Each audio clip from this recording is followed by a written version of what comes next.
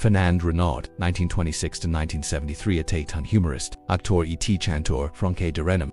Surtout connu pour ses sketches et chansons populaires qui sont devenus des succès nationaux dans les années 1950 et 1960. Il s'est spécialisé dans l'interprétation des personnages de français moyens utilisant la mime, le humour burlesque et des grimaces pour un effet comique.